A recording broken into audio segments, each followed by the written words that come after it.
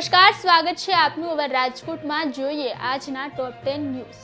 Yagnik road પર ફરી સર્જાયો અકસ્માત. બે એક્ટિવાનો થયો અકસ્માત, એક વ્યક્તિ ઘાયલ. રાજકોટ રેલવેમાં મુસાફરોની સુવિધામાં વધારો. એવીટીએમ મશીનથી 180 સેકન્ડ્સમાં મળશે અનરિઝર્વડ ટિકિટ. હોળી પૂર્વે જ રાજકોટમાં ઝડપાયું જુગારધામ. 19 જેટલા જુગારીઓ અને 21 લાખ રકમ ઝડપાઈ. રાજકોટમાં કોઠારિયા ખાતે આવેલ ફીડ કેમિકલ કંપનીમાં લાગી ભીષણ આગ. ફાયર બ્રિગેડ પહોંચી ઘટના સ્થળે. રાજકોટમાં પર્યાવરણ માટે વૈદિક હોળી યજ્ઞ. 100 ટનથી વધારે ગોબર સ્ટિક બનાવવામાં આવી. પરિણીતિ પ્રેમી પંખીડાએ બાળક સાથે કર્યો આપઘાત. વોટ્સએપમાં મૂકી અંતિમ સેલ્ફી. રાજકોટમાં હાલ તાપમાન 38 થી 40 ડિગ્રીમાં જ રહેશે. સોમવારથી ગુરુવારમાં 40 ડિગ્રીને પણ વટાવી જશે.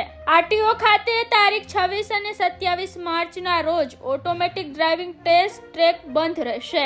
રાજકોટ સહિત રાજ્યમાં 4 લાખ રેશન કાર્ડ બ્લોક. આધાર કાર્ડ સાથે લિંકઅપ ના હોવાથી કરાયા બ્લોક. મિત્રએ આપેલો ફોન પિતાએ લઈ લેતા સગીરાનો ફાંસો ખાઈને આપઘાત.